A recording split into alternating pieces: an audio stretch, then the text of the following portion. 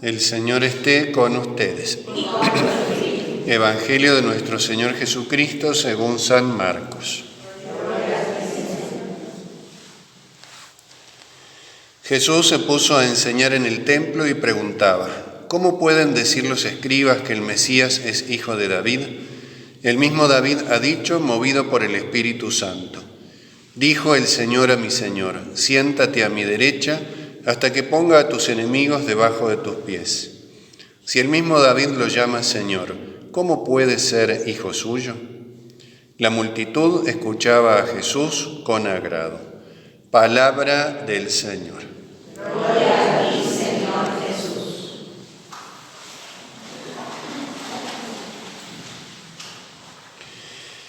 Queridos hermanos, en este día de la novena continuamos reflexionando sobre los grandes momentos o los grandes aspectos que integran la historia de la salvación, tal como la palabra de Dios nos lo dice.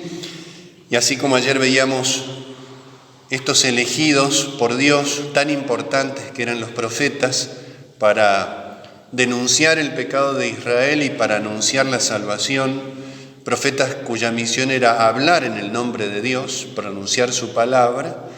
También hay otro ámbito, en cierta manera muy diferente al ámbito de los profetas, pero que integra de una manera muy intensa también la historia del pueblo de Dios, y son los sabios. En la Biblia hay una serie de libros en el Antiguo Testamento que se llaman libros sapienciales, donde el tema es precisamente ese, la sabiduría. A lo largo de los siglos, a lo largo de la historia de Israel, se fueron coleccionando máximas de sabiduría, principios de sabiduría. Y esto es muy importante, además, porque tiene una dimensión muy universal. No es que el sabio pronuncia sus máximas, sus frases, sus juicios de una manera pura y exclusivamente circunstancial, sino que tiene una validez universal, una validez aplicable a todo tiempo y a toda circunstancia. Por supuesto que la palabra de Dios tiene un contexto histórico determinado, situaciones que generan ya sea la aparición de los profetas o diversos enviados de Dios, pero todo tiene de una u otra manera repercusión a lo largo de la historia entera y en nuestra propia vida también. La Biblia quiere mostrarnos este tema también, la sabiduría, una palabra que todos nosotros conocemos, pero que a veces identificamos exclusivamente con un contenido.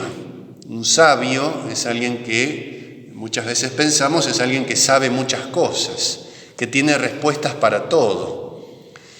La sabiduría en la Biblia tiene también que ver con esto. Tenemos el ejemplo tal vez más grande de sabiduría, que es el rey Salomón, que conocía absolutamente todos los ámbitos de la vida, de la existencia, de la experiencia, las diversas áreas de lo social, de lo individual, de lo familiar, del gobierno. Y también conocía aspectos referidos a la naturaleza de las cosas. El gran sabio, el padre de la sabiduría en el Antiguo Testamento, si lo podemos decir así, el rey Salomón. Pero miremos lo que nos dice hoy la lectura de San Pablo, que recibe también el Nuevo Testamento y lo propone de un modo pleno, de un modo nuevo, que nos ilumina sobre por qué en el Antiguo Testamento surgieron los sabios israelitas y tuvo tanta importancia la sabiduría. Dice San Pablo, escribiéndole a Timoteo, recordemos esta segunda carta de San Pablo a Timoteo, que hemos leído recién, es la última carta que escribe San Pablo, ya muy próximo a su muerte, es como su testamento espiritual. Y le dice a Timoteo: recuerda que desde la niñez conoces las Sagradas Escrituras.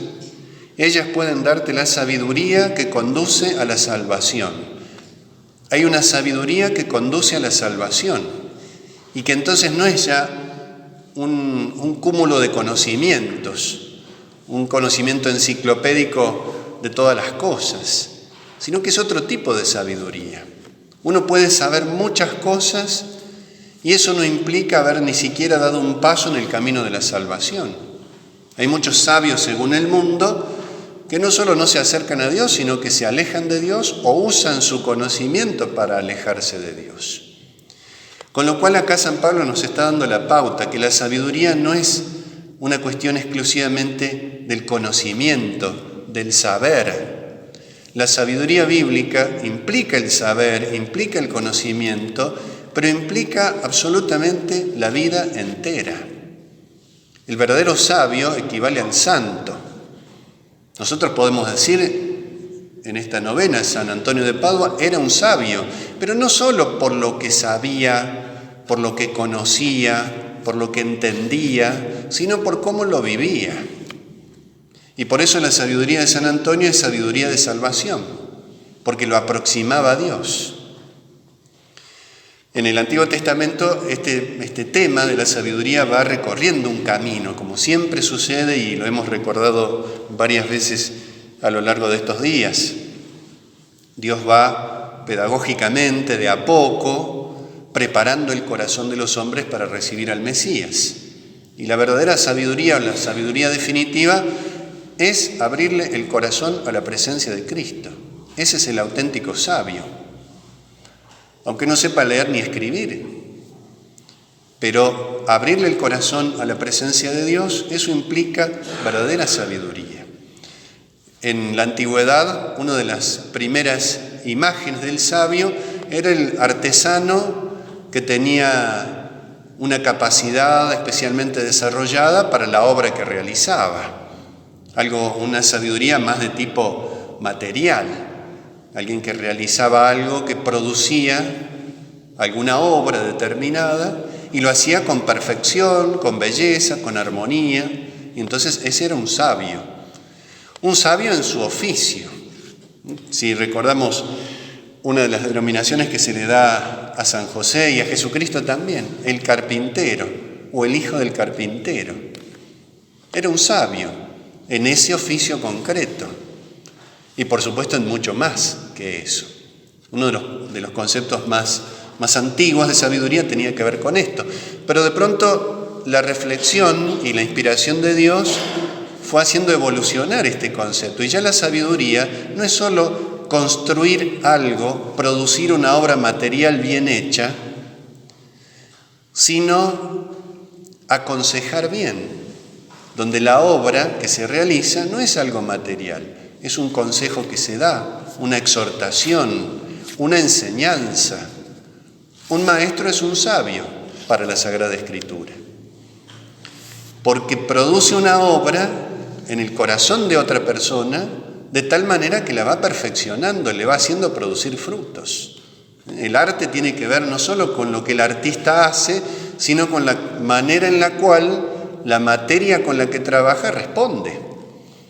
Y en este caso, en este segundo caso de la sabiduría, que tiene esta dimensión, podríamos decirle magisterial, en lo más amplio de este término, es una artesanía, educar, es un acto artesanal. En la antigüedad también se decía así de la medicina, el arte de curar se la llamaba. Tenemos San Lucas, que uno de los que escribe el Evangelio era médico. Y entonces conocía de esto. Y no solo tenía esa sabiduría para producir la salud en alguien que la necesitaba, contando con la manera de reaccionar de esa persona, y esto es muy importante también en lo espiritual, sino que en el conocimiento profundo que tenía de la realidad. Entonces sabiduría ya no es algo meramente material, meramente físico, sino ya tiene un componente espiritual, un perfeccionamiento del alma. Y se van dando pasos, no necesariamente sucesivos, pero menciono algunos. Se empieza a descubrir también que ya la verdadera sabiduría no era solamente influir en el alma de alguien, sino en el alma de la sociedad, del pueblo de Dios. Y por eso había una sabiduría gubernativa, que es la que pide Salomón. Dios se aparece en un momento a Salomón y le dice: pídeme lo que quieras y te lo daré. Y Salomón podría haber pedido muchas cosas, materiales, pero le pide a Dios una sola cosa. Le dice, dame la sabiduría necesaria para regir a tu pueblo. Y entonces Dios, como ve que le pide lo más noble que hay, le da esa sabiduría que se expresa en términos de prudencia. Para la Sagrada Escritura, el sabio es la persona prudente, la persona que busca, elige los mejores medios para un fin bueno. Y esto no se da ya en el ámbito puramente individual, sino en el ámbito social. Salomón recibe esa sabiduría para elegir los mejores medios en orden a que su pueblo, como decíamos el otro día, no se aparte de Dios, no pierda su identidad, no pierda la herencia. Se dan más pasos todavía, porque esa sabiduría ya no va a ser solamente para los demás, sino que va a ser para uno mismo. La sabiduría, en uno de los niveles más altos que nos presenta la Escritura, es hacer de uno mismo una obra de arte. ¿Qué quiere decir esto? Hacer de la propia vida algo agradable a Dios. Vivir de manera agradable a Dios. Ya estamos bastante lejos de ese primer momento, ¿no? Donde un sabio era alguien que producía una obra material con cierta perfección. Ahora la verdadera perfección es la perfección espiritual. Y como cualquier israelita sabía en aquel tiempo, vivir de manera agradable a Dios no es posible por las solas fuerzas humanas. Y entonces era necesario recurrir a otro sabio, con mayúsculas, que es el mismo Dios, que es quien va configurando el alma en la medida en que el alma se deje configurar. Recordemos esta relación entre el artista y los materiales que emplea. Dios va configurando el alma como supremo artesano, como supremo artista, confiriéndole belleza, purificándola, dándole luz, en la medida en que esa alma sea dócil a ese artista. Puede haber un excelente artista y sin embargo la materia con la que trabaja es altamente deficiente. Bueno, entonces acá interviene mucho la actitud del corazón ante la obra de Dios que quiere perfeccionar nuestra alma y es el único capaz de hacerlo, pero que no lo hace sin nosotros, sin nuestra disposición. Entonces acá el verdadero sabio es el que se deja conducir por Dios. Y para no prolongar demasiado, porque es un tema muy profundo, llegamos al punto tal vez culminante de la sabiduría, donde la sabiduría ya en el Antiguo Testamento aparece personificada. Ya no es algo que se hace, ya no es un qué, sino es un quién. Aparece la sabiduría asistiendo a Dios en la obra de la creación y aparece en términos personales, lo cual nos va hablando en el Antiguo Testamento de Jesucristo. Jesucristo es la sabiduría del Padre Celestial. Nos dice el Evangelio de San Juan, por Él fueron hechas todas las cosas. Y podemos decir, en base al Evangelio, por Él fueron restauradas todas las cosas. ¿Vieron? Los artesanos a veces producen una obra desde cero y a veces tienen la tarea de restaurar algo que está deteriorado. Bueno, esto hace Jesucristo. Por eso Jesucristo es la verdadera sabiduría del Padre Celestial. Por Él fueron hechas todas las cosas y por Él fueron restauradas todas las cosas, que en definitiva es la creación entera. Nos habla el libro del Apocalipsis de que la creación entera va a ser restaurada definitivamente en la segunda venida de Cristo, pero a lo largo de la historia actuando en lo profundo de las almas. Jesucristo, sin que nos demos cuenta, muchas veces, siempre está actuando. Le dice a los apóstoles en una ocasión, mi Padre siempre obra y yo siempre estoy obrando, siempre está actuando. Es la sabiduría en su máxima plenitud.